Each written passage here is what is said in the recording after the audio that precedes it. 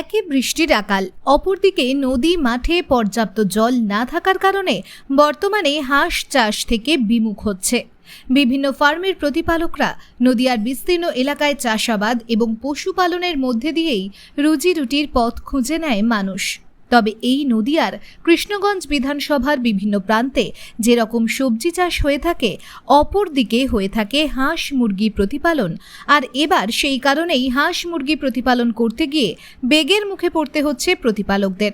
তারা জানাচ্ছেন, একে আবহাওয়ার খামখেয়ালি, অপরদিকে বর্তমানে জলাশয় কিংবা পুকুরে পর্যাপ্ত পরিমাণে জল থাকছে না। তাই বর্তমানে হাঁস প্রতিপালন করতে গিয়ে বেগতিক দেখছেন তারা।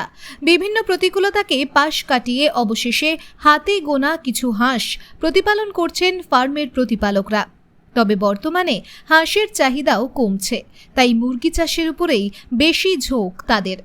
অপরদিকে এই হাঁস প্রতিপালন করতে গিয়ে জলাশয় তৈরি করা, তাতে ওষুধ দেওয়া এবং হাঁসের রাখার মতো পর্যাপ্ত পরিকাঠামো না থাকার কারণেই বর্তমানে হাঁস চাষের থেকে বিমুখ হয়েছেন তারা।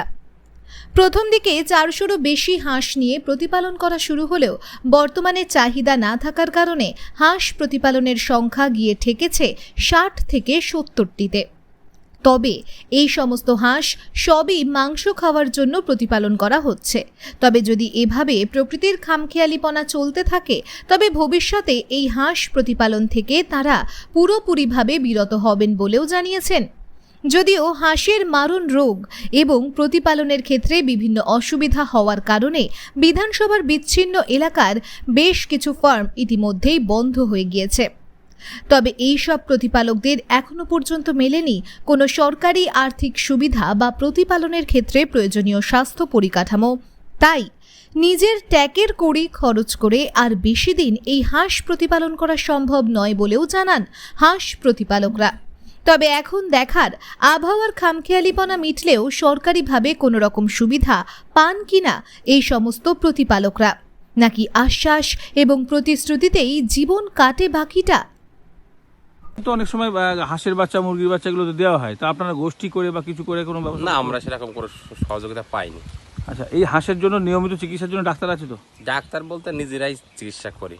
আচ্ছা, তো এদের জন্য জল বা খাবার ব্যাপারগুলো সেগুলো নিজেরাই করি। তার মধ্যে ওষুধ দিতে হয়? হ্যাঁ, ওষুধ তো দিতে হয়। ওষুধ না দিলে এখন যেমন মানুষের রোগ বেশি, হাঁস মুরগিগুলো তো ঠিক তাই। এই যে বলে পোলট্রি মুরগির ক্ষেত্রে যেমন বলে যে একটু হাওয়া হলেও শরীর অসুস্থ হয়ে যায় বেশি, ঝড় জল বাজ পড়লে ক্ষতি হয়, এরকম কি হাঁসের ক্ষেত্রেও? না, হাঁসের দানটা একটু শক্ত, ওদের অতটা অসুবিধা হয় না, তাহলেও এখন রোগটা একটু বেশি। আর এই জল কম থাকার বদ্ধ কারণে জায়গায় থাকে, বদ্ধ জায়গায় অল্প জল হয়ে যায়, সেখানে একটু সমস্যা। এই যে জলটা দেখলাম সবুজ হয়ে গেছে, কি কারণে? জলটা সবুজ হয়েছে, জলটা কম কমের জন্য। তা আপনাদের এই জল মাটির লেয়ারের সঙ্গে মেশানো নেই? হ্যাঁ, মেশানো তাহলে তো জল দিলে থেকে যাওয়ার কথা। জল দিলে কত থাকবে, যদি উপরের থেকে বৃষ্টি না হয় কত জল থাকবে? তো এই যে টানা 20-21 দিন ধরে বৃষ্টি হচ্ছে না, এর ফলে কি ক্ষতি হচ্ছে বেশি? একটি সমস্যা তো হয়, মানুষের যেমন শরীরটা গরম ধরে যায়, স্ট্রোক করে, ওরকম। আর এই বাজার কোথায়, এটা বিক্রি করেন কোথায়? এইটা আমাদের এইখান থেকে খুচরো আমরা বিক্রি করি। আর যদি বেশি হয়ে যায় তাহলে পাইকারি। আগে কতগুলো হাঁস নিয়ে শুরু করেছিলেন? আগে মোটামুটি 400-500। আর এখন বর্তমানে 60-70টা আছে। আচ্ছা, একটা আছে ওই ওয়েদার চেঞ্জ। এটা কি ডিমের জন্য না? ডিমের জন্য হালকা করা হয়, কিন্তু ইসের জন্য বেশি, মাংসের জন্য বেশি। আচ্ছা, কি নাম আপনার? প্রসেনজিৎ বিশ্বাস। এই জায়গাটার নাম? চৌগাছা কুটিরপাড়া, কৃষ্ণগঞ্জ, নদিয়া। কাকাও চলে আসো, অসুবিধা নেই। হ্যাঁ দাদা, এই ফার্ম কতদিন আগে করেছিলেন? এটা 5 থেকে 6 বছর আগে ফার্মটা করা। এটা কি আপনারা তো এখানে কৃষি প্রধান এলাকা, চাষবাস নেই? চাষবাস আছে, চাষবাসের পরিবর্তে আমরা এই হাঁস চাষ চালু করেছিলাম।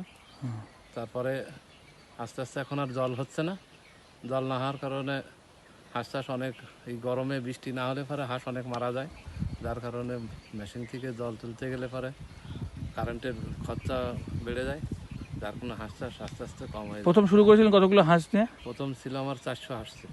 আর এখন? এখন আছে 60 থেকে 70। তো কি কারণে এগুলো এই গরমে বৃষ্টি না হওয়ার কারণে হাঁস মারা যায় অনেকে। ওই ডাক কলেরা বলে একটা রোগ আসে, ভ্যাকসিন দেওয়া সত্ত্বেও সেসব হাঁস। কি ধরনের? এটা কি মাংসের জন্য না ডিমের জন্য? এটা মাংসের জন্য। কি প্রজাতি? এটা হোয়াইট পিকিং আছে, তারপরে রাজহাঁস আছে, চীনা হাঁস আছে, দেশি পাতি হাঁস যেটা বলে সেটা আছে। এগুলো সবই জলেই চড়ে? সবই জলে চড়ে। আচ্ছা, তো এই এখন মুরগিও তো দেখলাম আপনার এখানে। হ্যাঁ, এখন ওই হাঁসটা আস্তে আস্তে তুলে দিয়ে মুরগির চাষটা। মুরগি থেকে কি মুরগির দিকে ধরছি। সুবিধা বেশি। সুবিধা বলতে এটা কোম্পানির চাষ, কোম্পানির থেকে মাংস বা খাবার ডিমের চাহিদা কেমন আছে? মাংস চাহিদা আছে, ডিমেরও চাহিদা আছে, কিন্তু বৃষ্টি না হওয়ার কারণেই বলছি না। দাম কিরম থাকে মোটামুটি, দাম কিরম? দাম মোটামুটি আমরা এখানে খুচরা বিক্রি করি মোটামুটি 300 টাকা কিলো, আর হলো পাইকারি বিক্রি করলে 250 টাকা কিলো। আসলে বাজারে তো ভালো, হ্যাঁ, বাজারও ভালো আছে। কিন্তু শুধু জলের জন্য শুধু প্রস্তুত জলের করতে পারছেন জন্যই না। আমরা চাষটা মার্কিয়ে যাচ্ছি। তো এই বৃষ্টি হচ্ছে না। পুকুর কি নিজস্ব?